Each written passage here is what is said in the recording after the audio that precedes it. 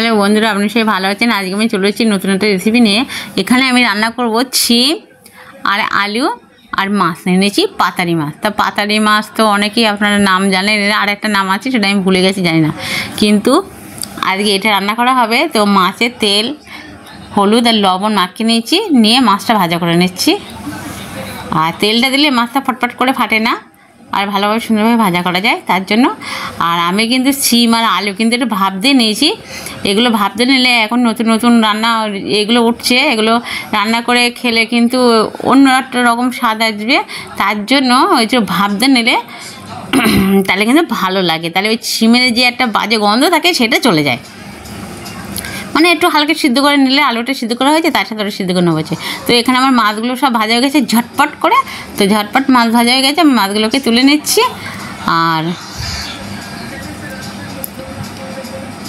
সুন্দর করে কড়া করে ভাজি করে নিয়েছি। পাতারি মাছ, এটা আর একটা কি নাম আছে মনে করতে পারছি না, যাই হোক আপনারা দেখে চিনে নেবেন। আর এবার ওই মাছ ভাজা তেলেই আমি ফোড়ন দিয়ে দিচ্ছি, জিরে ফোড়ন, দুটো তেজপাতা দিয়ে দিচ্ছি,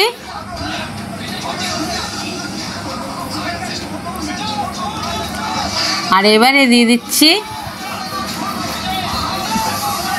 রসুন আর আদা একটু হাফ থেতো করা, পুরোটা পেছানো না। আর এবারে পেঁয়াজ হাফ থেতো করা, পুরোটা থেতো না, আবার একেবারে কুচোনো না, এইভাবে করে দিচ্ছি আজকে।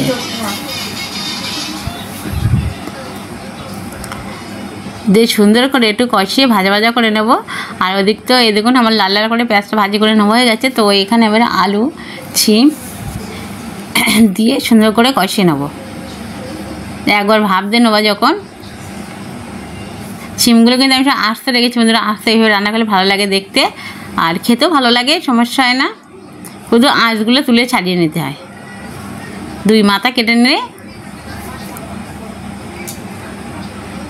আর এত কিছু তো দেখানোর সময় হয় না বন্ধুরা, সব কিছু তো একটু একটু করে দেখাতে দেখাতে তাই ভিডিওটা বড় হয়ে যায়।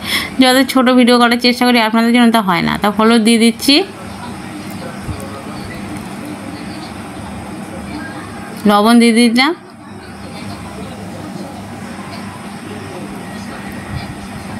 লবণ একটু দুবার দিলাম, পরিমাণ মতন দিতে হবে সেই হিসেবে।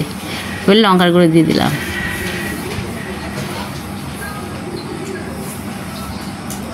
এবারে সুন্দর করে নাড়াচাড়া দিয়ে কষিয়ে নেব।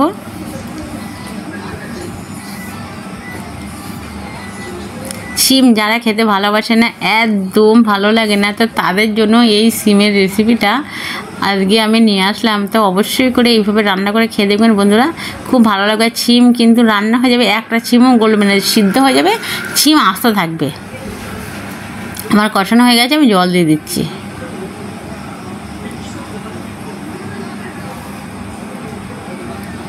এই যে এবারে এইগুলো একটু সিদ্ধ হবে, হবার পরে তারপরে এই দেখুন সুন্দরভাবে সিদ্ধ হয়ে এসেছে।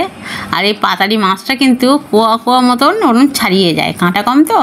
তো এই মাছটা আমি একটু লাস্টের দিকে দেবো, বেশ ভালোভাবে তরকারিটা সুন্দরভাবে ফুটে যাবে, তারপরে মাছটা আমি দিয়ে দিচ্ছি।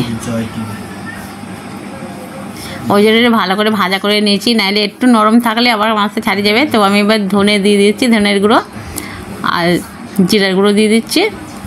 আমি তো ভাজা মশলাগুলো দিই বন্ধুরা, নামানোর আগে এই মশলাগুলো দিলে খুব ভালো লাগে খেতে। আর এটা দেওয়ার পরে আর একটু ঢাকা দেব, ঢাকা দিয়ে ফুটিয়ে নেব। তারপরে এই যে নামিয়ে নিয়েছি বন্ধুরা, দেখুন কত সুন্দর একটা কালার এসেছে, আর কত ভালো লাগছে দেখতে দেখুন। আর ছিমগুলো কিন্তু প্রত্যেকটা গোটা গোটা রয়েছে, একটা ছিমও ভেঙে দুভাগ হয়ে যায়নি আর কিছু না। আর এতটা ভালো লাগছে যে সে বলার কথা না। তো আপনাদের যদি ভালো লাগে অবশ্যই লাইক কমেন্ট শেয়ার অবশ্যই করবেন, সাবস্ক্রাইব করে দেবেন বন্ধুরা। আর প্লিজ একটু লাইক দিয়ে দিবেন, আর আমার পুরো ভিডিওটা দেখবেন। আর আপনারা সব কোথায় হারিয়ে গেছেন, ফিরে এসে আমার ভিডিওগুলো দেখে যান।